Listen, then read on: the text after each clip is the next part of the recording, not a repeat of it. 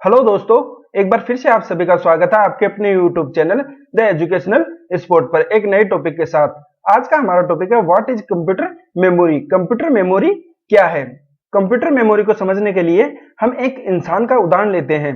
एक इंसान एक दिन में कई लोगों से मिलता है, बहुत सी चीजों को पढ़ता भी है, बहुत सी नई चीजें भी देखता है और दूसरे दिन उन सभी बातों को दोहराता है। तो वो सब एक इंसान को कैसे याद रहता है? क्योंकि वो सभी बातें इंसान की मेमोरी में स्टोर होती है और इंसान की मेमोरी होता है इंसान का दिमाग। जिस प्रकार इंसान का दिमाग इंसान से जुड़ी सभी जानकारी को स्टोर करता है, ठीक उसी प्रकार कंप्यूटर में एक इलेक्ट्रॉनिक डिवाइस होती है जो डाटा और सूचनाओं को स्टोर करती है और उसे कंप्यूटर मेमोरी कहा जाता है।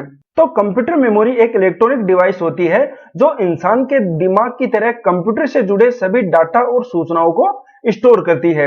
तो आज के इस वीडियो में हम पढ़ेंगे कंप्यूटर मेमोरी क्या है, कंप्यूटर मेमोरी के प्रकार, register memory, cache memory, primary memory, secondary memory और वर्चुअल मेमोरी। यहाँ एक बात ध्यान देना दोस्तों, सब कुछ लिख कर नहीं बताया जा सकता, बहुत सी बातों को सिर्फ समझाया जा सकता है और वो आपको तभी समझ में आएगा जब आप वीडियो को पूरा देखोगे। अधूरा ज्ञान हमेशा नुकसानदायक होता है, ये बात ध्यान में रखिएगा। इसीलिए रिक्वेस्ट है दोस्तों, वीडियो को पूरा देखना। वीडियो में कंप्यूटर मेमोरी से संबंधित हर एक टॉपिक को कवर किया गया है, तो वीडियो को पूरा देखना। तो चलिए शुरू करते हैं वीडियो को। वीडियो में आगे बढ़ने से पहले रिक्वेस्ट है कि यदि आप यूट्यूब चैनल पर नए हो तो चैनल को सब्सक्राइब करें और वीडियो को ज्यादा से ज्यादा शेयर करें। तो सबसे पहले हम बात करते हैं कंप्यूटर मेमोरी क्या है, व्हाट इज कंप्यूटर मेमोरी। जैसा कि मैंने बताया कि कंप्यूटर की मेमोरी बिल्कुल इंसान के दिमाग की तरह ही होती है।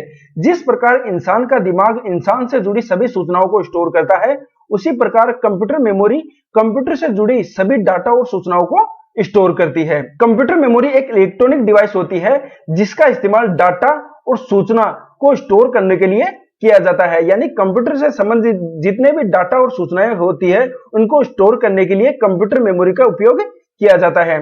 कंप्यूटर मेमोरी बिल्कुल मानव मस्तिष्क की तरह ही होती है।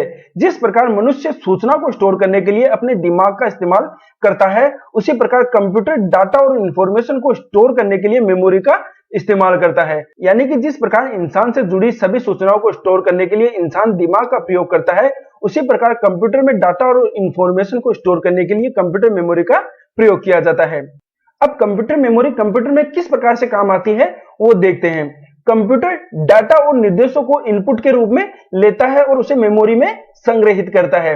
यह मैं पहले भी आपको पढ़ा चुका हूं कि कोई भी इनपुट, कोई भी डाटा जो हम कंप्यूटर को दे रहे हैं वो सबसे पहले मेमोरी में ही स्टोर होगा। यदि जो डाटा या इनपुट हम दे रहे हैं वो छोटा है तो वो सीधा सीपीयू के पास जाएगा, और अगर वो साइज में बड़ा है तो वो प्राइमरी मेमोरी या सेकेंडरी मेमोरी के पास में जाएगा। लेकिन कोई भी इनपुट प्रोसेस होने से पहले मेमोरी में ही स्टोर होगा। कंप्यूटर डाटा को मेमोरी में स्टोर करता है और आवश्यकता पड़ने पर उनका उपयोग करता है। यानी कि कंप्यूटर प्रोसेस करने के लिए पूरे डाटा को एक साथ नहीं ले सकता, तो वो क्या करता है कि मेमोरी में थोड़ा थोड़ा टुकड़ों के रूप में उसे लेता है और उस पर प्रोसेस करता है। डाटा को प्रोसेस करने के बाद उसे सूचना में बदल देता है और अंत में आउटपुट देता है। कोई भी डाटा और इंस्ट्रक्शन हम इनपुट के रूप में दे रहे हैं वो सबसे पहले मेमोरी में स्टोर होगा, और कोई भी डाटा प्रोसेस होने के बाद में सबसे पहले वो मेमोरी में स्टोर होगा और उसके बाद में वो आउटपुट यूजर को दिखाई देगा।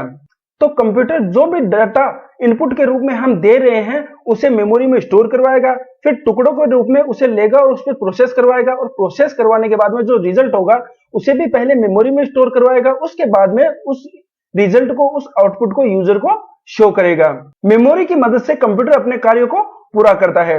कंप्यूटर की मेमोरी को छोटे छोटे हिस्सों में विभाजित किया जाता है जिन्हें हम मेमोरी सेल कहते हैं।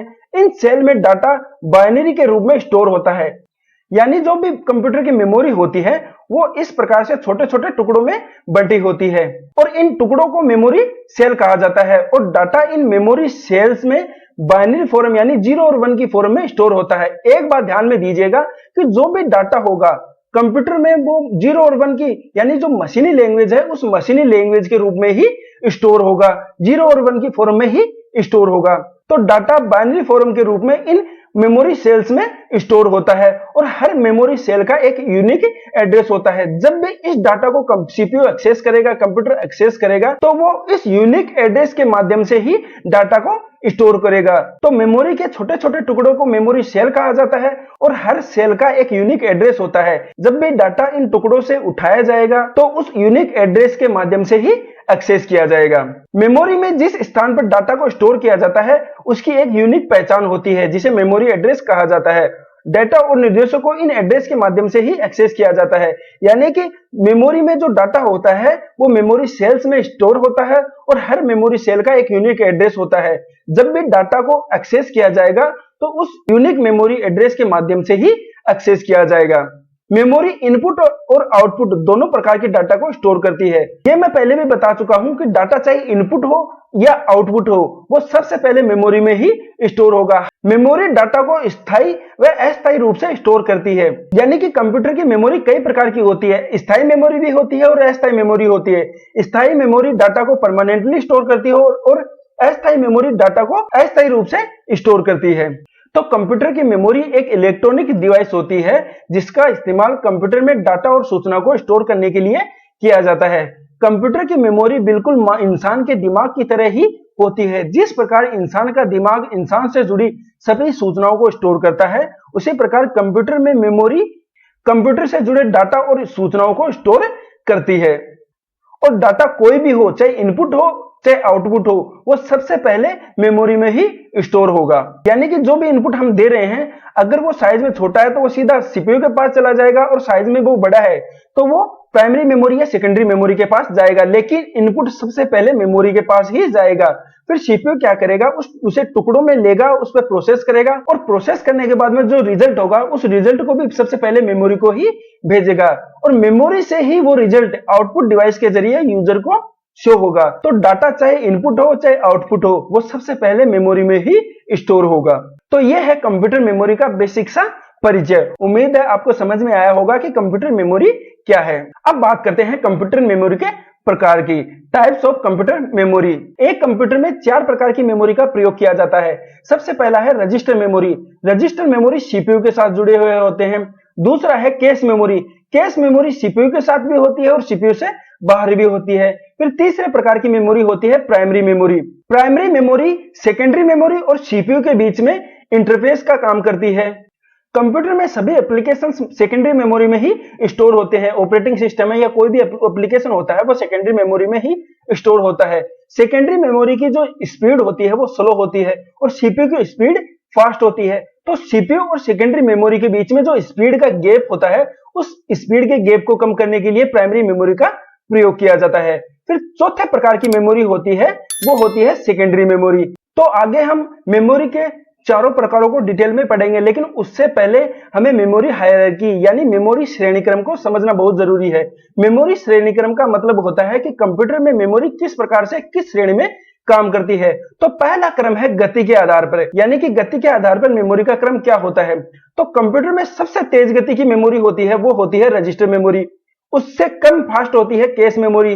फिर आती है प्राइमरी मेमोरी और फिर आती है सेकेंडरी मेमोरी। यानी सेकेंडरी मेमोरी सबसे स्लो होती है, सबसे धीमी होती है और रजिस्टर मेमोरी सबसे तेज होती है, सबसे फास्ट होती है। तो सबसे स्लो होती है सेकेंडरी मेमोरी, फिर उससे फास्ट होती है प्राइमरी मेमोरी, फिर उससे फास्ट होती है कैश मेमोरी और उससे तेज होती है या सबसे तेज होती है रजिस्टर मेमोरी। तो गति के आधार पर यह होता है मेमोरी का क्रम। फिर दूसरा जो मेमोरी का क्रम होता है वो है आकार के आधार पर, यानी साइज के आधार पर, मेमोरी की स्टोरेज कैपेसिटी के आधार पर मेमोरी का क्रम। एक बात ध्यान में दीजिएगा कि कंप्यूटर में जो मेमोरी जितनी छोटी होगी उतनी ही फास्ट होगी और जो मेमोरी साइज में जितनी बड़ी होगी वो उतनी ही स्लो होगी। तो कंप्यूटर में रजिस्टर मेमोरी सबसे छोटी होती है और सबसे फास्ट होती है और सेकेंडरी मेमोरी सबसे बड़ी होती है और सबसे स्लो होती है। तो साइज के आधार पर सबसे छोटी मेमोरी होती है रजिस्टर मेमोरी, फिर उससे बड़ी होती है कैश मेमोरी, फिर कैश मेमोरी से बड़ी मेमोरी होती है प्राइमरी मेमोरी और प्राइमरी मेमोरी से बड़ी मेमोरी होती है सेकेंडरी मेमोरी। तो सेकेंडरी मेमोरी साइज में सबसे बड़ी होती है और स्पीड में सबसे स्लो होती है। रजिस्टर मेमोरी साइज में सबसे छोटी होती है और स्पीड में सबसे फास्ट होती है। तो कंप्यूटर में मेमोरी का यह क्रम होता है गति और साइज के आधार पर। कंप्यूटर में गति और साइज के आधार पर मेमोरी इसी प्रकार ही इसी श्रेणी में काम करती है। जो मेमोरी जितनी छोटी होगी साइज में उतनी ही वो फास्ट होगी, और साइज में जितनी बड़ी होगी उतनी ही स्लो होगी। तो ये है मेमोरी का श्रेणी क्रम। अब कंप्यूटर मेमोरी के चारों प्रकारों को डिटेल में पढ़ते हैं। तो कंप्यूटर मेमोरी का सबसे पहला प्रकार है रजिस्टर मेमोरी। अब रजिस्टर मेमोरी क्या है वो पढ़ते हैं। रजिस्टर कंप्यूटर की सबसे छोटी मेमोरी होती है और काफी तेज होती है। जैसा कि मैंने बताया कि जो मेमोरी जितनी छोटी होगी स्पीड में उतनी ही फास्ट होगी। तो रजिस्टर मेमोरी साइज में छोटी होती है और स्पीड में सबसे तेज होती है। रजिस्टर का उपयोग प्रोसेसर द्वारा अस्थायी रूप से डाटा को स्टोर करने के लिए किया जाता है। यानी कि जो सीपीयू होता है, प्रोसेसर होता है, वो अस्थायी टेम्पररी रूप से डाटा को स्टोर करने के लिए रजिस्टर मेमोरी का प्रयोग करता है। रजिस्टर टेम्पररी रूप से सीपीयू द्वारा अक्सर यूज किए जाने वाले डाटा, इंस्ट्रक्शन और मेमोरी एड्रेस को स्टोर करके रखता है। यानी कि सीपीयू जिन डाटा, इंस्ट्रक्शन और मेमोरी एड्रेस को बार बार यूज में लेता है, रजिस्टर उनको स्टोर करके रखता है। जब हम कोई इनपुट कंप्यूटर को देते हैं तो ये इनपुट रजिस्टर में स्टोर हो जाते हैं, और कंप्यूटर की प्रोसेसिंग के बाद जो आउटपुट मिलता है वो रजिस्टर से ही प्राप्त होता है। यानी कि कोई भी इनपुट प्रोसेस होने से पहले वो रजिस्टर में स्टोर होगा, और कोई भी रिजल्ट होता है वो सबसे पहले रजिस्टर में ही स्टोर होता है। यह मुख्य मेमोरी का हिस्सा नहीं है। मुख्य मेमोरी यानी कि जो प्राइमरी मेमोरी होती है ये उससे अलग होती है। रजिस्टर को सीपीयू मेमोरी के नाम से भी जाना जाता है। रजिस्टर सीपीयू के साथ में ही जुड़े हुए होते हैं, और सीपीयू जिन डाटा को बार बार एक्सेस करता है, रजिस्टर उस डाटा को स्टोर करके रखता है। अब बात करते हैं रजिस्टर मेमोरी के प्रकारों की, टाइप्स ऑफ रजिस्टर। रजिस्टर कई प्रकार के होते हैं, और पहला है data register. Data register 16 bit का होता है, जिसका उपयोग सीपीयू के द्वारा प्रोसेस किए जाने वाले ऑपरेंड्स को स्टोर करने के लिए किया जाता है। यानी कि सीपीयू जिस इनपुट को प्रोसेस करेगा उसको डाटा रजिस्टर स्टोर करके रखते हैं। फिर दूसरा होता है प्रोग्राम काउंटर। ये भी 16 बिट का रजिस्टर होता है, और ये एग्जीक्यूट होने वाली अगली निर्देश के एड्रेस को स्टोर करके रखता है। मान लीजिए सीपीयू के पास 3 इनपुट है प्रोसेस करने के लिए, और वर्तमान में सीपीयू ए इनपुट को प्रोसेस कर रहा है, तो प्रोग्राम काउंटर बी इनपुट के एड्रेस को स्टोर करके रखेगा। फिर जब सीपीयू बी इनपुट को प्रोसेस करेगा तो प्रोग्राम काउंटर सी इनपुट के एड्रेस को स्टोर करके रखेगा। फिर रजिस्टर का तीसरा प्रकार है इंस्ट्रक्टर रजिस्टर। यह भी 16 बिट का रजिस्टर होता है, और यह उन निर्देशों को स्टोर करता है जो मेन मेमोरी से प्राप्त होते हैं। यानी कि जो इंस्ट्रक्शन मेन मेमोरी यानी कि जो रैम होती है उससे प्राप्त होते हैं, उनको इंस्ट्रक्टर रजिस्टर स्टोर करके रखता है। फिर चौथा है एक्यूमुलेटर। यह भी 16 बिट का रजिस्टर होता है, और ये आउटपुट को स्टोर करता है। डाटा रजिस्टर होता है वो इनपुट को स्टोर करता है, और एक्यूमुलेटर आउटपुट को स्टोर करता है। फिर अगला है एड्रेस रजिस्टर। ये 12 बिट का रजिस्टर होता है, और इसका उपयोग मेमोरी लोकेशन के एड्रेस को स्टोर करने के लिए किया जाता है। यानी कि विभिन्न प्रकार की प्रोसेस के मेमोरी एड्रेस को स्टोर करने के लिए एड्रेस रजिस्टर का प्रयोग किया जाता है। फिर रजिस्टर का अगला प्रकार है input output register. Input device के एड्रेस को स्टोर करता है। तो इनपुट आउटपुट रजिस्टर होता है वो इनपुट आउटपुट डिवाइस के एड्रेस को स्टोर करके रखता है। तो ये है रजिस्टर मेमोरी के प्रकार, data register, program counter, instructor register, accumulator, address register और इनपुट आउटपुट रजिस्टर। तो रजिस्टर मेमोरी कंप्यूटर की सबसे छोटी और सबसे तेज मेमोरी होती है, और रजिस्टर मेमोरी का प्रयोग टेम्परेरी रूप से सीपीयू द्वारा अक्सर यूज किए जाने वाले डाटा, इंस्ट्रक्शन, मेमोरी एड्रेस को स्टोर करने के लिए किया जाता है। मेमोरी का दूसरा प्रकार है कैश मेमोरी। अब कैश मेमोरी क्या होती है वो पढ़ते हैं। कैश मेमोरी एक छोटी और तेज मेमोरी होती है, जिसका इस्तेमाल सीपीयू की स्पीड तथा परफॉर्मेंस को बढ़ाने के लिए किया जाता है। कैश मेमोरी रजिस्टर मेमोरी से स्लो होती है और प्राइमरी मेमोरी से फास्ट होती है, और साइज में ये रजिस्टर मेमोरी से बड़ी होती है और प्राइमरी मेमोरी से छोटी होती है। कैश मेमोरी का आकार छोटा होता है, लेकिन प्राइमरी मेमोरी से अधिक फास्ट होती है। कैश मेमोरी का मुख्य उद्देश्य सीपीयू को आवश्यक डेटा को जल्दी से प्रदान करना होता है। कैश मेमोरी में उस डाटा या फाइलों को स्टोर किया जाता है जिनका इस्तेमाल सीपीयू नियमित रूप से करता है। जब भी सीपीयू को कोई डाटा चाहिए होता है तो सीपीयू सबसे पहले उस डाटा को कैश मेमोरी में ही ढूंढता है। रजिस्टर मेमोरी का उपयोग सीपीयू अक्सर प्रयोग में लेने वाले डाटा को स्टोर करने के लिए करता है, लेकिन यदि वो डाटा साइज में रजिस्टर मेमोरी से बड़ा है तो वो कैश मेमोरी में स्टोर होता है।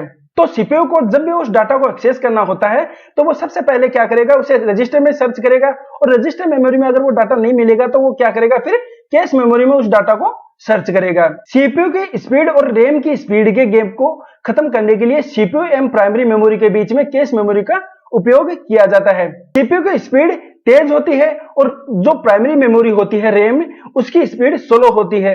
तो सीपीयू की स्पीड और रैम की स्पीड के गैप को खत्म करने के लिए कैश मेमोरी का प्रयोग किया जाता है। यानी कि कैश मेमोरी क्या करती है, रैम से डाटा को उठाएगी और उसे सीपीयू को प्रोवाइड करवाएगी, ताकि सीपीयू की स्पीड और परफॉर्मेंस में किसी प्रकार का कोई फर्क ना पड़े और सीपीयू को प्रोसेस करने के लिए तेजी से डाटा मिलता रहे। कैश मेमोरी एक वोलेटाइल मेमोरी होती है। वोलेटाइल यानी कि अस्थायी मेमोरी होती है, यानी कि लाइट चली जाए या किसी कारणवश कंप्यूटर बंद हो जाए तो कैश मेमोरी में स्टोर डाटा हट जाता है, डिलीट हो जाता है। तो कैश मेमोरी एक वोलेटाइल मेमोरी होती है। तो कैश मेमोरी का उद्देश्य सीपीयू को आवश्यक डाटा को जल्दी से प्रदान करना होता है। कैश मेमोरी क्या करती है, रैम से डाटा को लेगी और सीपीयू को प्रोवाइड करवाएगी। सीपीयू की स्पीड फास्ट होती है और प्राइमरी मेमोरी यानी कि रैम की स्पीड स्लो होती है। तो सीपीयू इसकी स्पीड और प्राइमरी मेमोरी की स्पीड के गैप को खत्म करने के लिए कैश मेमोरी का प्रयोग किया जाता है। अब बात करते हैं कैश मेमोरी के प्रकारों की। तो कैश मेमोरी 3 प्रकार की होती है और पहला प्रकार है L1। यह सबसे तेज और सबसे छोटी कैश मेमोरी होती है जो सीपीयू कोर के अंदर स्थित होती है। जब हमने सीपीयू को पढ़ा था तब हमने पढ़ा था कि सीपीयू कई प्रकार के होते हैं, जैसे ड्यूअल कोर है, ऑक्टा कोर है, क्वाड कोर है। तो L1 कैश सीपीयू की जो कोर होती है उस प्रत्येक कोर के साथ जुड़ी हुई होती है। जैसे ड्यूअल कोर सीपीयू है, ड्यूअल कोर सीपीयू की 2 कोर हो गई तो दोनों कोर की अलग अलग कैश मेमोरी होगी और उस कैश मेमोरी को कहते हैं L1 कैश। तो L1 कैश सीपीयू की प्रत्येक कोर के साथ जुड़ी हुई होती है। L1 कैश में 2 प्रकार के कैश होते हैं।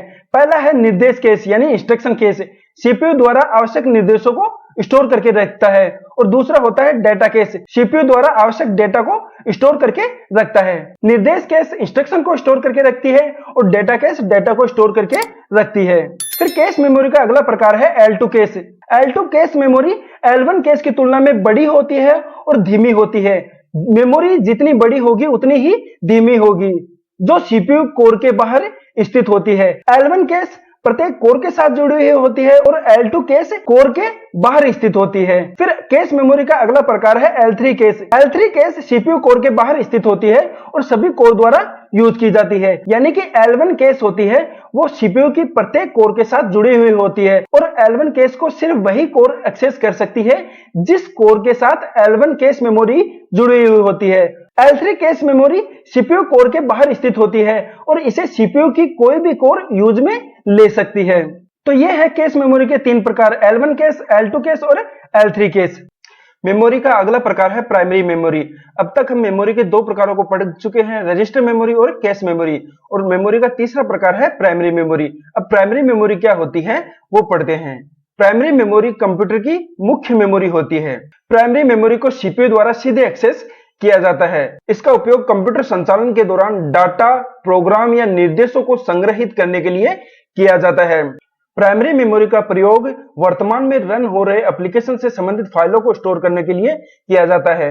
मैंने ये पहले भी बताया था कि कोई भी एप्लीकेशन होता है, प्रोग्राम होता है या जो ऑपरेटिंग सिस्टम होता है वो सेकेंडरी मेमोरी में स्टोर होता है और सीपीयू सेकेंडरी मेमोरी को डायरेक्ट एक्सेस नहीं कर पाता। तो वर्तमान में रन हो रहे एप्लीकेशन से संबंधित फाइलों को, डाटा को, इंस्ट्रक्शन को सेकेंडरी मेमोरी से प्राइमरी मेमोरी में स्टोर कर दिया जाता है और फिर सीपीयू उसे डायरेक्ट एक्सेस कर पाता है। तो प्राइमरी मेमोरी का प्रयोग वर्तमान में रन हो रहे एप्लीकेशन से संबंधित फाइलों को स्टोर करने के लिए किया जाता है। प्राइमरी मेमोरी में मौजूद डेटा को तेज गति के साथ एक्सेस किया जा सकता है। कैश मेमोरी के बाद प्राइमरी मेमोरी की स्पीड ही सबसे ज्यादा होती है। सबसे फास्ट रजिस्टर मेमोरी होती है, फिर कैश मेमोरी होती है, उसके बाद प्राइमरी मेमोरी होती है। प्राइमरी मेमोरी मदरबोर्ड पर स्थित होती है। मदरबोर्ड पर प्राइमरी मेमोरी के लिए इस प्रकार से सॉकेट बने होते हैं जिन्हें SIM, single inline memory module कहा जाता है। तो उन सॉकेट में प्राइमरी मेमोरी को लगाया जाता है। प्राइमरी मेमोरी को अर्धचालक पदार्थ से बनाया जाता है। प्राइमरी मेमोरी वोलेटाइल और नॉन वोलेटाइल दोनों प्रकार की होती है, यानी कि प्राइमरी मेमोरी स्थायी और अस्थायी दोनों प्रकार की होती है। वोलेटाइल मेमोरी कंप्यूटर के ऑन होने तक ही डाटा को स्टोर करके रखती है। कंप्यूटर के ऑफ होने पर इसमें रखा डाटा अपने आप डिलीट हो जाता है। यानी कि वोलेटाइल मेमोरी अस्थायी प्रकार की होती है। लाइट चली जाए या किसी कारणवश कंप्यूटर बंद हो जाए तो वोलेटाइल मेमोरी में रखा डाटा डिलीट हो जाता है। और प्राइमरी मेमोरी का एक प्रकार है रैम। वो वोलेटाइल मेमोरी का ही उदाहरण है। नॉन वोलेटाइल मेमोरी हमेशा के लिए डाटा को स्टोर करके रखती है, यानी कि नॉन वोलेटाइल मेमोरी में कंप्यूटर के बंद होने पर भी डाटा डिलीट नहीं होता, यह परमानेंटली डाटा को स्टोर करके रखती है। और प्राइमरी मेमोरी का दूसरा प्रकार है रोम, वो नॉन वोलेटाइल मेमोरी का उदाहरण है। सेकेंडरी मेमोरी की तुलना में प्राइमरी मेमोरी महंगी होती है, लेकिन यह तेज गति के साथ डाटा को एक्सेस करती है। तो कहने का मतलब यह है कि जो प्राइमरी मेमोरी होती है उसकी गति कैश मेमोरी से कम होती है और सेकेंडरी मेमोरी से अधिक होती है। कोई भी एप्लीकेशन या प्रोग्राम वो सेकेंडरी मेमोरी में ही स्टोर होता है और सेकेंडरी मेमोरी की एक्सेस स्पीड होती है वो स्लो होती है। दूसरी बात, सेकेंडरी मेमोरी को सीपीयू डायरेक्ट एक्सेस नहीं कर पाता है। तो प्राइमरी मेमोरी का प्रयोग सीपीयू और सेकेंडरी मेमोरी की स्पीड के गैप को खत्म करने के लिए किया जाता है। और प्राइमरी मेमोरी अस्थायी और स्थायी दो प्रकार की होती है, यानी नॉन वोलेटाइल और वोलेटाइल दो प्रकार की होती है। अब बात करते हैं प्राइमरी मेमोरी के प्रकारों की। तो प्राइमरी मेमोरी दो प्रकार की होती है, रैम और रोम, और आगे हम इन दोनों के बारे में डिटेल में पढ़ेंगे। प्राइमरी मेमोरी का पहला प्रकार है रैम, रैंडम एक्सेस मेमोरी। अब रैम क्या होती है वो पढ़ते हैं। रैम में डाटा कंप्यूटर के ऑन होने तक ही स्टोर रहता है, कंप्यूटर के ऑफ होने पर इसमें मौजूद डाटा अपने आप डिलीट हो जाता है, इसीलिए इसे वोलेटाइल मेमोरी यानी कि अस्थायी मेमोरी भी कहा जाता है। रैम एक अस्थायी मेमोरी या वोलेटाइल मेमोरी होती है, यानी कि बिजली चली जाए या किसी कारणवश कंप्यूटर बंद हो जाए तो रैम में रखा डाटा हट जाता है, डिलीट हो जाता है। रैम का उपयोग वर्तमान में रन हो रहे एप्लीकेशन से संबंधित फाइलों को, डाटा को, इंस्ट्रक्शन को स्टोर करने के लिए किया जाता है। रैम एक अस्थायी मेमोरी है, यदि बिजली आपूर्ति बंद हो जाती है तो सभी डाटा और जानकारी नष्ट हो जाएगी, यानी कि कंप्यूटर बंद हो गया तो रैम में रखी सूचनाएं अपने आप डिलीट हो जाएगी। कंप्यूटर रैम में मौजूद डाटा को तेज गति के साथ एक्सेस करता है, जिसके कारण कंप्यूटर तेजी से कार्यों को पूरा कर पाता है। रैम मेमोरी सीपीयू और सेकेंडरी मेमोरी के बीच में बिचौलिए का काम करती है। कंप्यूटर से संबंधित सभी फाइलें, ऑपरेटिंग सिस्टम वो सेकेंडरी मेमोरी में ही स्टोर होते हैं और सीपीयू सेकेंडरी मेमोरी को डायरेक्ट एक्सेस नहीं कर पाता है। रैम वर्तमान में रन हो रहे एप्लीकेशन से संबंधित डाटा को स्टोर करके रखती है। सीपीयू रैम को डायरेक्ट एक्सेस कर पाता है, लेकिन सेकेंडरी मेमोरी को डायरेक्ट एक्सेस नहीं कर पाता है। तो वर्तमान में रन हो रहे एप्लीकेशन से संबंधित फाइलें सेकेंडरी मेमोरी से रैम में आएगी और रैम से सीपीयू उन्हें डायरेक्ट एक्सेस कर पाएगा। तो रैम का प्रयोग सीपीयू और सेकेंडरी मेमोरी के स्पीड के गैप को खत्म करने के लिए किया जाता है। और रैम एक वोलेटाइल मेमोरी यानी कि अस्थायी मेमोरी होती है। अब बात करते हैं रैम के प्रकारों की। तो रैम दो प्रकार की होती है, एस रैम यानी स्टैटिक रैंडम एक्सेस मेमोरी और डी रैम यानी डायनेमिक रैंडम एक्सेस मेमोरी। अब एस रैम और डी रैम क्या होती है वो पढ़ते हैं। तो रैम के प्रकारों में पहला है एस रैम यानी static random access memory. S RAM में प्रत्येक सेल एक फ्लिप फ्लॉप से बना होता है जो एक बिट डाटा को स्टोर करता है। मैंने पहले भी बताया था कि मेमोरी को छोटे छोटे टुकड़ों में विभाजित कर दिया जाता है, जिन्हें मेमोरी सेल कहा जाता है, और इन सेल में डाटा बाइनरी फॉर्म के रूप में स्टोर रहता है। तो एस रैम में प्रत्येक सेल एक बिट डाटा को स्टोर करता है। इस मेमोरी के सर्किट तब तक अपनी स्थिति बनाए रखने में सक्षम होते हैं जब तक बिजली ऑन रहती है, यानी कि बिजली चली जाए या कंप्यूटर बंद हो जाए तो एस रैम में रखा डाटा अपने आप हट जाता है। डी रैम की तरह इसे रिफ्रेश करने की आवश्यकता नहीं होती, यानी कि रैम का जो दूसरा प्रकार है डी रैम, इसे बार बार रिफ्रेश करने की जरूरत होती है, जबकि एस रैम को बार बार रिफ्रेश करने की जरूरत नहीं होती। इसलिए एस रैम डी रैम से फास्ट होती है। इसका एक्सेस टाइम कम होता है, इसलिए यह तेज होती है। एस रैम यानी स्टैटिक रैम को बार बार रिफ्रेश करने की जरूरत नहीं होती है, इसलिए इसका जो डाटा एक्सेस टाइम होता है वो फास्ट होता है, यह डी रैम से फास्ट होती है। फिर रैम का दूसरा प्रकार है डी रैम यानी dynamic random access memory. D RAM में प्रत्येक मेमोरी सेल एक ट्रांजिस्टर और एक कैपेसिटर से बना होता है जो एक बिट डाटा को स्टोर करता है। एस रैम में प्रत्येक मेमोरी सेल एक फ्लिप फ्लॉप से बना होता है, जबकि डी रैम में एक मेमोरी सेल एक ट्रांजिस्टर और एक कैपेसिटर से बना होता है। इसे कुछ मिलीसेकंड के बाद कैपेसिटर पर चार्ज को रिफ्रेश करने की आवश्यकता होती है, यानी कि डी रैम को हर मिलीसेकंड के बाद में रिफ्रेश करने की आवश्यकता होती है, इसलिए डी रैम की स्पीड धीमी होती है। तो ये है रैम के दो प्रकार, एस रैम और डी रैम। अब बात करते हैं प्राइमरी मेमोरी के दूसरे प्रकार की, रोम रीड ओनली मेमोरी। अब रोम मेमोरी क्या होती है वो पढ़ते हैं। रोम एक नॉन वोलेटाइल मेमोरी होती है, जिसका मतलब यह है कि यह हमेशा के लिए डाटा को स्टोर करके रखती है। प्राइमरी मेमोरी दो प्रकार की होती है, वोलेटाइल और नॉन वोलेटाइल। तो प्राइमरी मेमोरी का प्रकार रैम वोलेटाइल होती है और प्राइमरी मेमोरी का दूसरा प्रकार रोम ये नॉन वोलेटाइल होती है। नॉन वोलेटाइल का मतलब है कि रोम में रखा डाटा परमानेंटली स्टोर होता है, यह कंप्यूटर बंद हो जाए या लाइट चली जाए तो भी डिलीट नहीं होता है। यदि बिजली चली जाती है और कंप्यूटर बंद हो जाता है तो भी रोम में मौजूद डाटा डिलीट नहीं होता है, यानी कि रोम एक नॉन वोलेटाइल मेमोरी होती है और यदि बिजली चली जाए, कंप्यूटर बंद हो जाए तो भी रोम में रखा डाटा डिलीट नहीं होता है। रोम में डाटा को परमानेंटली यानी हमेशा के लिए स्टोर किया जाता है, लेकिन रैम में हम ऐसा नहीं कर सकते। रोम को केवल प्रोसेसर ही पढ़ सकता है। रोम में स्टोर डाटा मैन्युफैक्चरिंग के दौरान ही लिखा जाता है। रैम मेमोरी वोलेटाइल होती है और इसमें वर्तमान में रन हो रहे एप्लीकेशन से संबंधित फाइलों को स्टोर किया जाता है, जबकि रोम मेमोरी होती है वो नॉन वोलेटाइल होती है और इसमें कंप्यूटर मैन्युफैक्चरिंग के दौरान ही डाटा स्टोर कर दिया जाता है। कंप्यूटर से संबंधित सभी सेटिंग रोम में स्टोर होती है। इनमें ऐसा डाटा होता है जिसे बदलने की जरूरत नहीं होती है, जैसे कंप्यूटर का बूटिंग अनुक्रम, यानी कंप्यूटर से संबंधित सेटिंग्स होती है वो रोम में स्टोर होती है। रोम एक परमानेंट या नॉन वोलेटाइल मेमोरी होती है जिसमें परमानेंटली डाटा स्टोर होता है और कंप्यूटर की मैन्युफैक्चरिंग के दौरान ही रोम में डाटा को स्टोर कर दिया जाता है। रोम में रखे डाटा को सिर्फ पढ़ा जा सकता है, उसे मिटाया नहीं जा सकता। तो प्राइमरी मेमोरी के दो प्रकार है, रैम और रोम। रैम में वर्तमान में रन हो रहे एप्लीकेशन से संबंधित फाइलें होती है, जबकि रोम में कंप्यूटर की सेटिंग से संबंधित डाटा स्टोर होता है और रोम में जो डाटा स्टोर होता है उसे कंप्यूटर की मैन्युफैक्चरिंग के दौरान ही स्टोर कर दिया जाता है।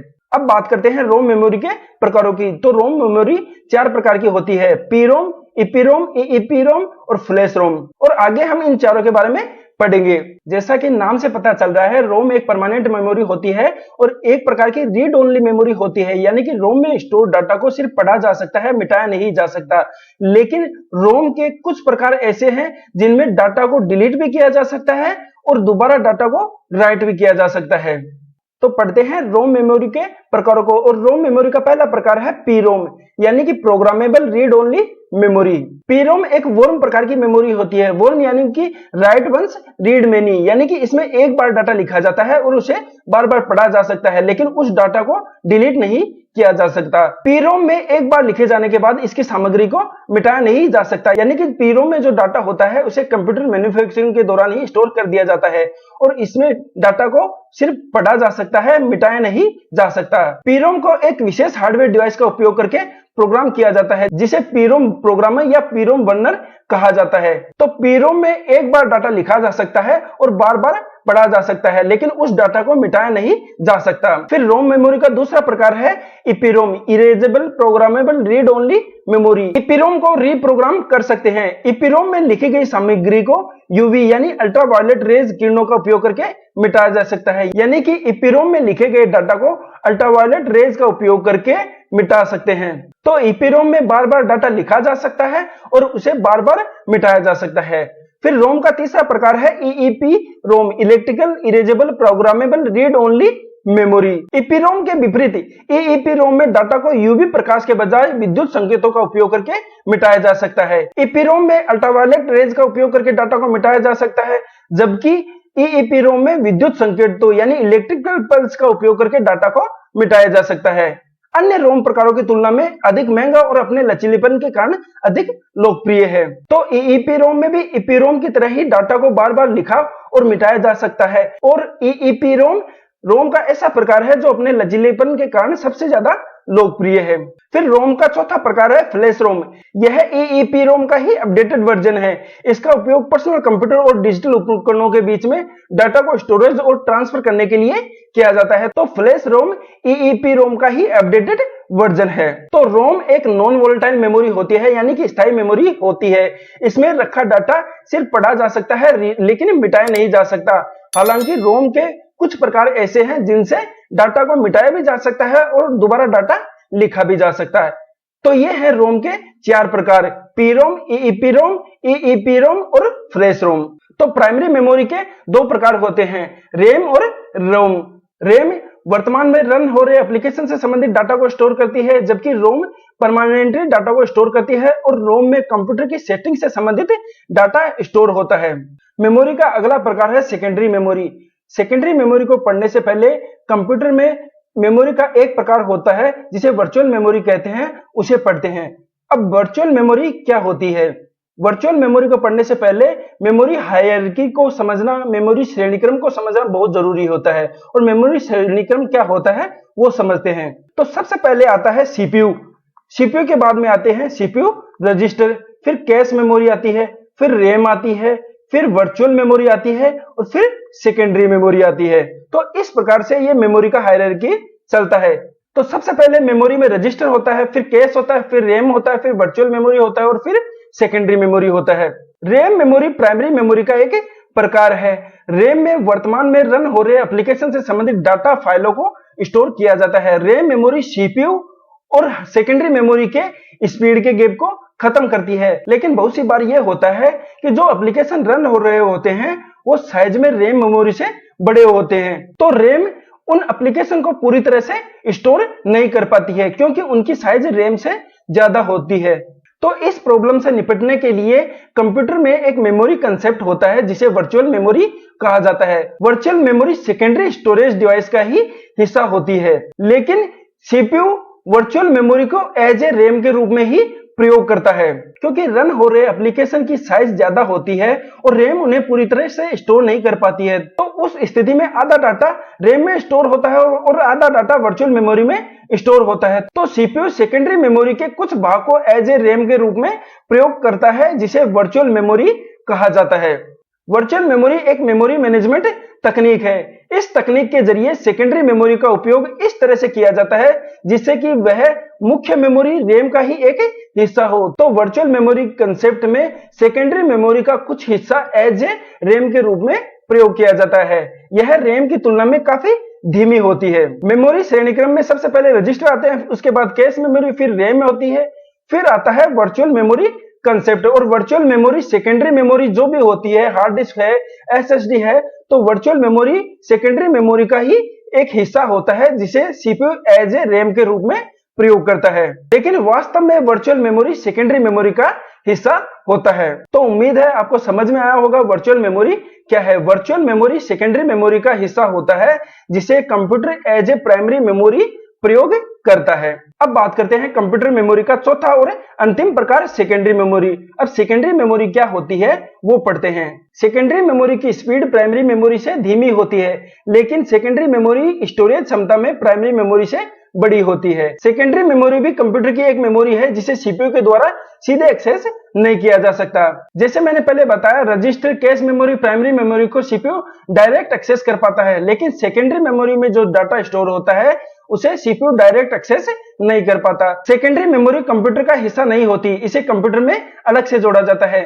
Register, cache memory, primary memory motherboard पे जो सॉकेट होते हैं उनमें लगे हुए होते हैं और जो रजिस्टर और कैश मेमोरी होती है वो सीपीयू के साथ होती है, लेकिन सेकेंडरी मेमोरी मदरबोर्ड पर नहीं लगी होती है, इसे कंप्यूटर में अलग से जोड़ा जाता है। सेकेंडरी मेमोरी को सीपीयू डायरेक्ट एक्सेस नहीं कर पाता। सेकेंडरी मेमोरी के डाटा को एक्सेस करने के लिए सेकेंडरी मेमोरी के डाटा को प्राइमरी मेमोरी में ट्रांसफर किया जाता है और इसके बाद सीपीयू सेकेंडरी मेमोरी के डाटा को एक्सेस कर पाएगा। हम यह पहले भी पढ़ चुके हैं कि कोई भी एप्लीकेशन होता है, प्रोग्राम होता है, वो सेकेंडरी मेमोरी में ही स्टोर होता है और सीपीयू सेकेंडरी मेमोरी को डायरेक्ट एक्सेस नहीं कर सकता। तो सेकेंडरी मेमोरी के डाटा को पहले प्राइमरी मेमोरी में ट्रांसफर किया जाएगा और फिर सीपीयू उस डाटा को एक्सेस कर पाएगा। सेकेंडरी मेमोरी नॉन वोलेटाइल होती है, अर्थात इसमें हमेशा के लिए डाटा स्टोर रहता है। अगर कंप्यूटर बंद भी हो जाए तो इसका डाटा डिलीट नहीं होता है। सेकेंडरी मेमोरी का इस्तेमाल परमानेंट डाटा को स्टोर करने के लिए किया जाता है ताकि भविष्य में यूजर उस डाटा को उपयोग कर सके। प्राइमरी मेमोरी की तुलना में सेकेंडरी मेमोरी की स्टोरेज क्षमता अधिक और गति धीमी होती है, यानी कि स्टोरेज कैपेसिटी में सेकेंडरी मेमोरी प्राइमरी मेमोरी से बड़ी होती है, लेकिन सेकेंडरी मेमोरी की स्पीड होती है वो स्लो होती है। सेकेंडरी मेमोरी का उपयोग बड़ी मात्रा में डाटा या सूचना को संग्रहित करने के लिए किया जाता है। सेकेंडरी मेमोरी की स्टोरेज क्षमता अधिक होती है, इसलिए बड़ी मात्रा में और परमानेंटली डाटा को स्टोर करने के लिए सेकेंडरी मेमोरी का प्रयोग किया जाता है। इस मेमोरी का इस्तेमाल बड़े आकार वाले डाटा जैसे वीडियो, इमेज, ऑडियो फाइल को स्टोर करने के लिए किया जाता है। सेकेंडरी मेमोरी को auxiliary memory, external memory, banking storage memory या बैकअप मेमोरी भी कहते हैं। सेकेंडरी मेमोरी के उदाहरण हैं hard disk, DVD, SSD, magnetic tape आदि। तो सेकेंडरी मेमोरी स्पीड में प्राइमरी मेमोरी से स्लो होती है और स्टोरेज कैपेसिटी में प्राइमरी मेमोरी से बड़ी होती है। सेकेंडरी मेमोरी एक प्रकार की नॉन वोलेटाइल मेमोरी होती है। सेकेंडरी मेमोरी में बड़ी मात्रा में और परमानेंटली डाटा को स्टोर करने के लिए सेकेंडरी मेमोरी का प्रयोग किया जाता है। सेकेंडरी मेमोरी को सीपीयू डायरेक्ट एक्सेस नहीं कर पाता है, इसलिए सेकेंडरी मेमोरी के डाटा को पहले प्राइमरी मेमोरी में ट्रांसफर किया जाता है, फिर सीपीयू उस डाटा को एक्सेस करता है। तो यह है सेकेंडरी मेमोरी का परिचय। अब बात करते हैं सेकेंडरी मेमोरी की विशेषताओं की। तो सेकेंडरी मेमोरी की विशेषताओं को पढ़ते हैं। इसकी स्टोरेज क्षमता अधिक होती है। इसमें बिजली चले जाने पर भी डाटा डिलीट नहीं होता है, यानी कि यह परमानेंटली डाटा को स्टोर करके रखती है। यह प्राइमरी मेमोरी की तुलना में सस्ती होती है। इस मेमोरी की स्पीड धीमी होती है। तो कहने का मतलब यह है कि सेकेंडरी मेमोरी की स्टोरेज क्षमता प्राइमरी मेमोरी से अधिक होती है और गति प्राइमरी मेमोरी से धीमी होती है, और सेकेंडरी मेमोरी डाटा को परमानेंटली स्टोर करके रखती है। परमानेंट का मतलब होता है कि कंप्यूटर बंद हो जाए, लाइट चली जाए, तो भी इसमें रखा डाटा डिलीट नहीं होता है। अब बात करते हैं सेकेंडरी मेमोरी के प्रकारों की। Types of secondary memory. Secondary memory 4 प्रकार की होती है: magnetic tape, magnetic disk, optical disk और इलेक्ट्रॉनिक या फ्लैश स्टोरेज डिवाइस। अब आगे हम इन चारों को डिटेल में पढ़ेंगे। तो सेकेंडरी मेमोरी का पहला प्रकार है मैग्नेटिक टेप। मैग्नेटिक टेप इस प्रकार की स्टोरेज डिवाइस होती है जिसे आपने घरों में ऑडियो कैसेट के रूप में प्रयोग किया होगा। मैग्नेटिक टेप में प्लास्टिक फिल्म की एक लंबी संकरी पट्टी होती है जिस पर मैग्नेटिक ऑक्साइड की कोटिंग होती है, जिसका उपयोग डाटा रिकॉर्डिंग के लिए किया जाता है। यानी कि ये जो ब्लैक कलर का दिख रहा है इसे प्लास्टिक फिल्म कहा जाता है और इस पर मैग्नेटिक ऑक्साइड की कोटिंग की जाती है और इस प्लास्टिक की फिल्म में ही डाटा को स्टोर किया जाता है। मैग्नेटिक टेप में डाटा सीक्वेंस में रिकॉर्ड और रीड किया जाता है। सीक्वेंस का मतलब होता है 1 बाय 1 डाटा को रिकॉर्ड और रीड किया जाता है, यानी कि पहले 1 नंबर का डाटा स्टोर होगा, फिर 2 नंबर, फिर 3 नंबर, फिर 4 नंबर। इस प्रकार से सीक्वेंस में डाटा स्टोर होगा और इसी प्रकार सीक्वेंस में डाटा रीड किया जाएगा, यानी पहले 1 नंबर डाटा को रीड किया जाएगा, फिर 2 नंबर को, फिर 3 नंबर को और फिर 4 नंबर को। तो मैग्नेटिक टेप में डाटा सीक्वेंस में ही रिकॉर्ड किया जाता है और सीक्वेंस में ही रीड किया जाता है। और मैग्नेटिक टेप का उदाहरण है ऑडियो कैसेट, जिसे आपने घरों में जरूर प्रयोग किया होगा। सेकेंडरी मेमोरी का दूसरा प्रकार है मैग्नेटिक डिस्क।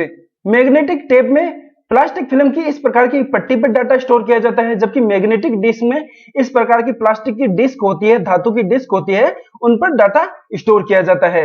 मैग्नेटिक डिस्क या चुंबकीय डिस्क एक गोलाकार धातु या प्लास्टिक की प्लेट होती है और यह प्लेट चुंबकीय पदार्थ से लेपित होती है, यानी कि प्लास्टिक या धातु की इस प्रकार की डिस्क होती है जिसके ऊपर चुंबकीय पदार्थ का लेपन होता है। डाटा को इन प्लेटर्स पर बने ट्रैक्स और सेक्टर्स में स्टोर किया जाता है, यानी कि डाटा को इन प्लेट्स पर बने ट्रैक्स, इस प्रकार के गोलाकार ट्रैक्स बनते हैं और उन ट्रैक्स को सेक्टर्स में विभाजित कर दिया जाता है और फिर इन सेक्टर्स में डाटा को स्टोर किया जाता है। कहने का मतलब यह है कि मेमोरी को टुकड़ों में विभाजित कर दिया जाता है और फिर उन टुकड़ों में डाटा को स्टोर किया जाता है। डिस्क को ट्रैक एवं सेक्टर में बांटने की क्रिया को फॉर्मेटिंग कहा जाता है, यानी कि इन प्लेटर्स पर जब ट्रैक्स और सेक्टर्स बनाए जाते हैं तो उस क्रिया को फॉर्मेटिंग कहा जाता है। तो मैग्नेटिक टेप में प्लास्टिक फिल्म की पट्टी पर डाटा स्टोर किया जाता है, जबकि मैग्नेटिक डिस्क में इस प्रकार की धातु की या प्लास्टिक की डिस्क होती है, उस पर डाटा स्टोर किया जाता है। अब बात करते हैं मैग्नेटिक डिस्क के प्रकारों की। तो मैग्नेटिक डिस्क 2 प्रकार की होती है, हार्ड डिस्क और फ्लॉपी डिस्क, और आगे हम इनके बारे में डिटेल में पढ़ेंगे। तो मैग्नेटिक डिस्क का पहला प्रकार है हार्ड डिस्क। हार्ड डिस्क क्या होती है वो पढ़ते हैं। हार्ड डिस्क सर्वाधिक प्रचलित सेकेंडरी स्टोरेज डिवाइस है। हार्ड डिस्क का आविष्कार 1956 में आईबीएम कंपनी ने किया था। हार्ड डिस्क एक नॉन वोलेटाइल मेमोरी होती है, यानी स्थायी मेमोरी होती है जो कंप्यूटर पर डाटा को परमानेंटली स्टोर करता है। हार्ड डिस्क कंप्यूटर के मदरबोर्ड पर एक ड्राइव केस यूनिट के भीतर फिट होता है और इसके अंदर एयर सील्ड केसिंग में पैक किए गए एक या अधिक प्लेटर्स होते हैं, यानी कि इस प्रकार का एक प्लास्टिक का ड्राइव केस होता है जिसके अंदर हार्ड डिस्क को फिट किया जाता है, यानी कि ये है हार्ड डिस्क के प्लेटर्स और ये है प्लास्टिक का ड्राइव केस। हार्ड डिस्क अनेक प्लेटों से मिलकर बनी होती है। प्लेटों के दोनों सतह पर चुंबकीय पदार्थ यानी कि आयरन ऑक्साइड का लेपन किया जाता है। हार्ड डिस्क इस प्रकार के प्लेटर से मिलकर बनी होती है। एक हार्ड डिस्क में इस प्रकार के कई प्लेटर्स हो सकते हैं और इन प्लेटर्स के दोनों साइड में आयरन ऑक्साइड का लेप किया होता है। डाटा को इन प्लेटर्स पर बने ट्रैक्स और सेक्टर्स में स्टोर किया जाता है, यानी कि ये जो प्लेटर्स है इनको इस प्रकार से गोलाकार ट्रैक्स में विभाजित कर दिया जाता है और ट्रैक्स को छोटे छोटे सेक्टर्स में विभाजित कर दिया जाता है और फिर उन सेक्टर्स में डाटा को स्टोर किया जाता है। एक समान ट्रैक के समूह को सिलेंडर कहा जाता है, यानी कि ये एक प्लेटर्स है, यानी कि इस प्रकार की प्लेट है और इसके दोनों साइड में डाटा स्टोर किया जाता है। इस पर बहुत सारे ट्रैक्स बने होते हैं, इस प्रकार के गोलाकार ट्रैक्स बने हुए होते हैं। उन ट्रैक्स को इस प्रकार से सेक्टर्स में डिवाइड कर दिया जाता है। एक बात ध्यान दीजिएगा कि हार्ड डिस्क के प्लेटर्स पे जो ट्रैक्स बनाए होते हैं वो बाहर से अंदर की ओर बनते हैं, यानी कि ये जो बार का पहले ये होता है 0, फिर इस जो अगला होगा वो 1 नंबर, फिर 2 नंबर। तो इसमें बाहर से अंदर की ओर ट्रैक्स बनते हैं। तो ऊपर की साइड का 0 नंबर ट्रैक और नीचे की साइड का 0 नंबर ट्रैक दोनों सेम है। तो इस प्रकार से सेम ट्रैक को एक सिलेंडर कहा जाता है। तो हार्ड डिस्क प्लेटों से मिलकर बनी होती है। प्लेटों को ट्रैक और सेक्टर्स में विभाजित कर दिया जाता है और फिर उन सेक्टर्स में डाटा को स्टोर किया जाता है। हार्ड डिस्क की स्पीड आरपीएम यानी रिवॉल्यूशन पर मिनट में मापी जाती है, यानी कि प्लेटर्स किस स्पीड में घूमते हैं वही हार्ड डिस्क की स्पीड होती है। कंप्यूटर में मीडिया फाइल जैसे कि ऑडियो, वीडियो, सॉफ्टवेयर आदि को परमानेंटली स्टोर करने के लिए हार्ड डिस्क का प्रयोग किया जाता है। तो हार्ड डिस्क मैग्नेटिक डिस्क का एक प्रकार है जो कई प्लेटों से मिलकर बनी होती है और डाटा को इन प्लेट्स पर बने ट्रैक्स और सेक्टर्स में स्टोर किया जाता है। एक बात और ध्यान दीजिएगा दोस्तों कि इसे HDD कहते हैं, HDD यानी कि हार्ड डिस्क ड्राइव। अब इसे HDD क्यों कहते हैं? यह होता है डिस्क ड्राइव जिसके अंदर हार्ड डिस्क फिट होती है। जब हम आगे ऑप्टिकल मेमोरी को पढ़ेंगे तो हम CD को पढ़ेंगे। तो CD में डिस्क अलग होती है और ड्राइव अलग होता है और CD पर लिखे गए डाटा को पढ़ने के लिए इसे ड्राइव में लगाया जाता है। तो इसमें डिस्क अलग होती है और ड्राइव जो CD के डाटा को पढ़ता है वो ड्राइव अलग होता है। जबकि हार्ड डिस्क में हार्ड डिस्क ड्राइव के अंदर ही फिट होती है, इसलिए इसे हार्ड डिस्क नहीं हार्ड डिस्क ड्राइव कहा जाता है, क्योंकि हार्ड डिस्क ड्राइव के अंदर परमानेंटली फिट होती है। ड्राइव क्या करता है? हार्ड डिस्क के डाटा को पढ़ता है। तो इसे HDD कहा जाता है यानी हार्ड डिस्क ड्राइव कहा जाता है, क्योंकि हार्ड डिस्क ड्राइव में परमानेंटली रूप से फिट होती है। अब बात करते हैं हार्ड डिस्क ड्राइव के मुख्य घटकों की। तो पहला घटक है प्लेटर, ये होते हैं प्लेटर।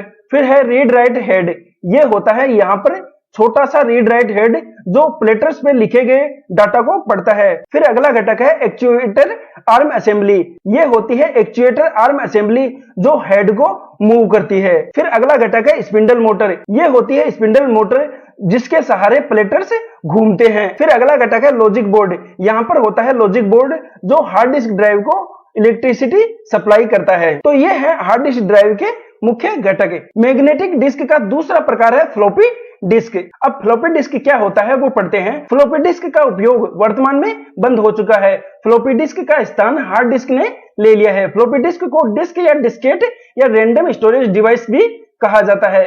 कंप्यूटर की ड्राइव के लेटर A और B फ्लॉपी डिस्क के लिए ही रिजर्व है। जब आप कंप्यूटर को ऑन करेंगे और कंप्यूटर में माई कंप्यूटर है जो कि सेकेंडरी स्टोरेज के विभिन्न ड्राइव्स को दर्शाता है, तो जब आप माई कंप्यूटर को ओपन करेंगे तो आप देखेंगे कि वहां पर जो डिस्क के ड्राइव है वो C लेटर से स्टार्ट होते हैं। C, D, E, F इस प्रकार से वो स्टार्ट होते हैं। तो आपने नोट किया होगा कि A और B क्यों नहीं होते? तो A और B होते हैं वो फ्लॉपी डिस्क के लिए रिजर्व होते हैं। यानी कि माई कंप्यूटर में इस प्रकार से अलग अलग ड्राइव्स बने हुए होते हैं C, D, E, F, और इसमें A और B होते हैं वो फ्लॉपी डिस्क के लिए रिजर्व होते हैं। फ्लॉपी डिस्क प्लास्टिक की बनी वर्ताकार डिस्क होती है जिसमें चुंबकीय पदार्थ का लेपन होता है, ये होती है फ्लॉपी डिस्क। और इसमें भी हार्ड डिस्क की तरह ही प्लेटर्स होते हैं और उन प्लेटर्स पे बने ट्रैक्स और सेक्टर्स में डाटा को स्टोर किया जाता है। फ्लॉपी डिस्क पर भी अनेक ट्रैक व सेक्टर्स होते हैं जिसमें डाटा स्टोर किया जाता है। यानी कि फ्लॉपी डिस्क में भी प्लेटर्स होते हैं और वो ये प्लेटर्स ट्रैक और सेक्टर में विभाजित होते हैं जिन पर डाटा को स्टोर किया जाता है। फ्लॉपी डिस्क में डाटा को रीड राइट करने के लिए इसे फ्लॉपी डिस्क ड्राइव में लगाया जाता है। यह होता है फ्लॉपी डिस्क ड्राइव और इस फ्लॉपी डिस्क के डाटा को रीड करने के लिए इस फ्लॉपी डिस्क को इस ड्राइव में लगाया जाता है। तो यहाँ पर यह होती है फ्लॉपी डिस्क और यह होता है ड्राइव, और दोनों ही अलग अलग होते हैं। लेकिन हार्ड डिस्क में ऐसा नहीं है। हार्ड डिस्क में हार्ड डिस्क ड्राइव के अंदर फिट होती है तो उसे हार्ड डिस्क ड्राइव कहा जाता है, न कि हार्ड डिस्क, क्योंकि हार्ड डिस्क ड्राइव के अंदर परमानेंटली स्टोर होती है, जबकि फ्लॉपी डिस्क में डिस्क अलग होती है और ड्राइव अलग होती है। तो फ्लॉपी डिस्क भी मैग्नेटिक डिस्क का ही एक प्रकार है और इसमें भी गोलाकार रूप में प्लेट्स होते हैं जो कि ट्रैक्स और सेक्टर्स में विभाजित होती है और उन पर डाटा को स्टोर किया जाता है। अब बात करते हैं फ्लॉपी डिस्क के प्रकारों की। तो फ्लॉपी डिस्क का पहला प्रकार है, इसका व्यास 8 इंच होता है, इसे भी मिनी फ्लॉपी ही कहा जाता है और इसकी स्टोरेज कैपेसिटी 1.2 MB होती है। फिर फ्लॉपी का दूसरा प्रकार है मिनी फ्लॉपी, इसका व्यास 5.25 इंच होता है और इसकी स्टोरेज कैपेसिटी 1.2 MB होती है। फिर फ्लॉपी का तीसरा प्रकार है माइक्रो फ्लॉपी, इसका व्यास 3.5 इंच होता है और इसकी स्टोरेज कैपेसिटी 1.44 MB होती है। तो फ्लॉपी डिस्क अलग अलग साइज और रेंज में आती है और प्रमुख फ्लॉपी डिस्क को हम पढ़ चुके हैं। तो मैग्नेटिक डिस्क के दो प्रकार होते हैं, हार्ड डिस्क और फ्लॉपी डिस्क। फिर सेकेंडरी स्टोरेज का अगला प्रकार है ऑप्टिकल डिस्क। अब ऑप्टिकल डिस्क क्या होती है वो पढ़ते हैं। ऑप्टिकल डिस्क एक फ्लैट वर्ताकार डिस्क होती है। इस प्रकार की वर्ताकार डिस्क होती है जो बाइनरी डाटा को एल्यूमिनियम की सतह पर इनकोड करती है। ऑप्टिकल डिस्क में डाटा स्टोर डाटा को रीड करने हेतु लेजर टेक्नोलॉजी का प्रयोग किया जाता है। ऑप्टिकल डिस्क एक पोर्टेबल स्टोरेज डिवाइस है जिसे एक स्थान से दूसरे स्थान पर आसानी से ले जाया जा सकता है। ऑप्टिकल डिस्क में डाटा को क्रमबद्ध रूप से एक्सेस किया जाता है। तो ऑप्टिकल डिस्क भी इस प्रकार की गोलाकार प्लास्टिक की प्लेट्स होती है जिन पर एल्यूमिनियम की परत होती है और उस पर डाटा को स्टोर किया जाता है। यहाँ एक बात ध्यान दीजिएगा कि जो हार्ड डिस्क और फ्लॉपी डिस्क होती है उसमें गोलाकार जो प्लेट्स होती हैं उन पर इस प्रकार से गोलाकार ट्रैक्स बनते हैं और ये ट्रैक्स बाहर से अंदर की ओर बनते हैं, लेकिन ऑप्टिकल डिस्क में ट्रैक्स इस प्रकार से स्पाइरल रूप में बनते हैं। आपने जलेबी को देखा होगा तो जलेबी के रूप में इस प्रकार से ट्रैक्स बने होते हैं और ये ट्रैक्स अंदर से बाहर की ओर बनते हैं। अब बात करते हैं ऑप्टिकल डिस्क के प्रकारों की। तो ऑप्टिकल डिस्क तीन प्रकार की होती है, सीडी, डीवीडी और ब्लू रे डिस्क। तो आगे हम इन तीनों को डिटेल में पढ़ते हैं। ऑप्टिकल डिस्क का पहला प्रकार है सीडी यानी कॉम्पैक्ट डिस्क। सीडी वर्ताकार डिस्क होती है जो कि पॉलीकार्बोनेट की बनी होती है। इस प्रकार की वर्ताकार डिस्क होती है जो कि पॉलीकार्बोनेट की बनी होती है। सीडी की सतह पर एल्यूमिनियम पदार्थ की पॉलिश की जाती है, यानी कि ये जो फ्रंट सरफेस होती है इसमें एल्यूमिनियम पदार्थ की पॉलिश की जाती है। सीडी में डाटा को रीड राइट करने के लिए लेजर तकनीक का प्रयोग किया जाता है। सीडी से डाटा को रीड राइट करने के लिए इसे सीडी ड्राइव या डीवीडी ड्राइव में लगाया जाता है। यह होता है सीडी डीवीडी ड्राइव और सीडी और डीवीडी को इस ड्राइव में लगाया जाता है सीडी और डीवीडी के डाटा को रीड करने के लिए। सीडी पर भी अनेक ट्रैक और सेक्टर्स होते हैं जो कि सर्पिलाकार स्पाइरल रूप में व्यवस्थित होते हैं, यानी कि सीडी पर जो ट्रैक्स बनते हैं वो इस प्रकार से स्पाइरल रूप में बनते हैं और अंदर से बाहर की ओर ट्रैक्स बनते जाते हैं। सीडी का उपयोग आमतौर पर सॉफ्टवेयर प्रोग्राम को इंस्टॉल करने तथा बैकअप के रूप में डाटा को स्टोर करने हेतु किया जाता है। सीडी की अधिकतम स्टोरेज क्षमता 700 MB होती है, यानी कि ये जो सीडी होती है इसकी अधिकतम स्टोरेज क्षमता 700 MB होती है। तो सीडी ऑप्टिकल स्टोरेज का एक प्रकार होता है जो कि पॉलीकार्बोनेट की बनी होती है और सीडी के डाटा को रीड करने के लिए इसे सीडी और डीवीडी ड्राइव में लगाया जाता है। अब बात करते हैं सीडी के विभिन्न प्रकारों की। तो सीडी तीन प्रकार की होती है, सीडीआर, सीडी रोम और सीडी आरडब्ल्यू। अब ये तीनों क्या होती है वो पढ़ते हैं। तो सीडी के विभिन्न प्रकारों को पढ़ते हैं और सीडी का पहला प्रकार है सीडीआर यानी कॉम्पैक्ट डिस्क रिकॉर्डेबल। सीडीआर में डाटा एक बार लिखा जा सकता है एवं कई बार पढ़ा जा सकता है। वॉर्म का मतलब होता है राइट वंस रीड मेनी, यानी कि हम ब्लैंक सीडी खाली सीडी को लाकर उसको एक बार रिकॉर्ड कर सकते हैं लेकिन उसके डाटा को हटा नहीं सकते। एक बार रिकॉर्ड होने के बाद में उसे बार बार पढ़ा जा सकता है। सीडीआर पर लिखा गया डाटा स्थायी होता है, इसे बदला या मिटाया नहीं जा सकता, यानी कि खाली सीडी को एक बार रिकॉर्ड किया जा सकता है, उसके बाद में डाटा को हटाया नहीं जा सकता। किसी खाली डिस्क में डाटा लिखने की प्रक्रिया को बर्निंग या बर्न करना कहा जाता है। हार्ड डिस्क में डाटा को लिखने की प्रक्रिया को फॉर्मेटिंग कहा जाता है, जबकि सीडी में डाटा लिखने की प्रक्रिया को बर्निंग कहा जाता है। तो सीडीआर में डाटा को एक बार रिकॉर्ड करके उसे बार बार पढ़ा जा सकता है लेकिन उस डाटा को मिटाया नहीं जा सकता। फिर सीडी का दूसरा प्रकार है CD ROM, compact disc read only memory. CD ROM में पहले से ही डाटा रिकॉर्ड होता है और उस डाटा को हम सिर्फ पढ़ सकते हैं, उसे मिटा नहीं सकते। सीडी रोम में डाटा केवल पढ़ा जा सकता है। सीडी रोम पहले से ही रिकॉर्ड की गई वीडियो और म्यूजिक को देखने और सुनने के लिए उपयोग किया जाता है। सीडी रोम में डाटा रैंडम रूप में एक्सेस किया जाता है। रैंडम का मतलब होता है जहां से हम चाहते हैं वहां से डाटा को एक्सेस कर सकते हैं। तो सीडी रोम पहले से ही रिकॉर्ड की गई डिस्क होती है जिन्हें सिर्फ पढ़ा जा सकता है। आपने सॉन्ग्स, वीडियोस, मूवीज की डिस्क को मार्केट से खरीदा होगा तो वो क्या होती है, वो सीडी रोम का ही एक उदाहरण होती है। वो डिस्क क्या होती है, पहले से ही रिकॉर्ड होती है। उनमें स्टोर मूवी को हम देख सकते हैं, गानों को हम सुन सकते हैं, लेकिन उन सॉन्ग्स और मूवीज को हम हटा नहीं सकते। फिर सीडी का अगला प्रकार है कॉम्पैक्ट डिस्क रीराइटेबल। सीडीआरडब्ल्यू एक डिजिटल ऑप्टिकल डिस्क स्टोरेज है। सीडीआरडब्ल्यू में डाटा लिखा, पढ़ा, मिटाया एवं दोबारा लिखा जा सकता है। कहने का मतलब है कि सीडीआरडब्ल्यू में बार बार डाटा लिखा जा सकता है और बार बार डाटा को मिटाया जा सकता है। CDRW में लिखे गए डाटा में परिवर्तन नहीं किया जा सकता, लेकिन पुराने डाटा को मिटाकर दोबारा नया डाटा लिखा जा सकता है। यानी कि जो डाटा हमने CDRW में रिकॉर्ड कर दिया है, हम उस डाटा को एडिट नहीं कर सकते। उस डाटा को मिटाकर नया डाटा लिख सकते हैं, लेकिन उस डाटा को एडिट नहीं कर सकते। CDRW में डाटा कई बार स्टोर किया जा सकता है, यानी कि बार बार डाटा को हटाया जा सकता है और बार बार डाटा को रिकॉर्ड किया जा सकता है। तो ये है सीडी के विभिन्न प्रकार, compact disc recordable, compact disc read only memory और कॉम्पैक्ट डिस्क रीराइटेबल। फिर ऑप्टिकल डिस्क का दूसरा प्रकार है डीवीडी, यानी डिजिटल वर्सटाइल डिस्क या डिजिटल वीडियो डिस्क। डीवीडी भी सीडी के समान ही ऑप्टिकल वर्ताकार डिस्क होती है। डीवीडी भी सीडी के समान ही वर्ताकार डिस्क होती है, लेकिन इसकी जो स्टोरेज कैपेसिटी होती है वो सीडी से ज्यादा होती है। डीवीडी का व्यास 4.7 इंच होता है। डीवीडी की स्टोरेज क्षमता 4.7 जीबी से 17 जीबी तक होती है। सीडी की स्टोरेज क्षमता 700 एमबी होती है, जबकि डीवीडी की स्टोरेज क्षमता 4.7 जीबी से 17 जीबी तक होती है। डीवीडी से डाटा को रीड राइट करने के लिए लेजर तकनीक का प्रयोग किया जाता है। डीवीडी से डाटा को रीड राइट करने के लिए डिस्क को डीवीडी ड्राइव में लगाया जाता है, यानी कि इस प्रकार की डिस्क होती है और इस डिस्क से डाटा को रीड करने के लिए इस प्रकार के डीवीडी ड्राइव में लगाया जाता है। डीवीडी का आकार सीडी के समान ही होता है, लेकिन स्टोरेज क्षमता सीडी से अधिक होती है। तो डीवीडी भी सीडी के समान ही होती है, लेकिन इसकी स्टोरेज कैपेसिटी सीडी से ज्यादा होती है। तो डीवीडी भी सीडी के समान एक प्रकार की वर्ताकार डिस्क होती है। अब बात करते हैं डीवीडी के प्रकार। डीवीडी के प्रकार भी सीडी के प्रकारों के समान ही होती है और सीडी के प्रकारों को डिटेल में हम पढ़ चुके हैं, तो डीवीडी के प्रकारों को हम डिटेल में नहीं पढ़ेंगे। इसके प्रकार सीडी के प्रकारों के समान ही है। तो डीवीडी का पहला प्रकार है डीवीडीआर। डीवीडीआर का मतलब होता है डिजिटल वर्सटाइल डिस्क रिकॉर्डेबल, यानी कि खाली डिस्क को हम रिकॉर्ड कर सकते हैं। फिर दूसरा प्रकार है डीवीडी रोम।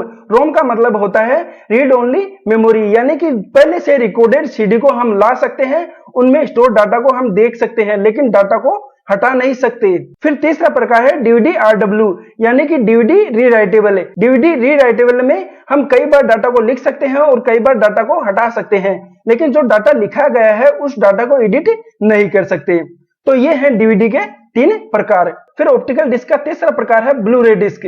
अब ब्लू रे डिस्क क्या होती है वो पढ़ते हैं। इसमें डाटा को रीड राइट करने के लिए ब्लू वायलेट किरणों का प्रयोग किया जाता है, इसलिए इसे ब्लू रे डिस्क कहा जाता है। ब्लू रे डिस्क भी सीडी और डीवीडी के समान ही वर्ताकार डिस्क होती है। ब्लू रे डिस्क में डाटा को रीड राइट करने के लिए ब्लू वायलेट किरणों का प्रयोग किया जाता है और इसलिए ही इसे ब्लू रे डिस्क कहा जाता है।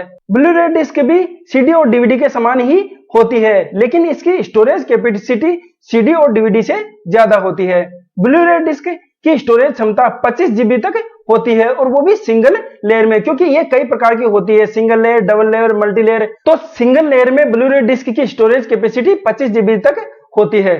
तो ब्लू रे डिस्क सीडी और डीवीडी के समान ही वर्ताकार डिस्क होती है, लेकिन इसकी स्टोरेज कैपेसिटी सीडी और डीवीडी से ज्यादा होती है और इसमें डाटा को रीड राइट करने के लिए ब्लू वायलेट किरणों का प्रयोग किया जाता है और इसीलिए ही इसे ब्लू रे डिस्क कहा जाता है। तो ये है ऑप्टिकल डिस्क के 3 प्रकार, सीडी, डीवीडी और ब्लू रे डिस्क।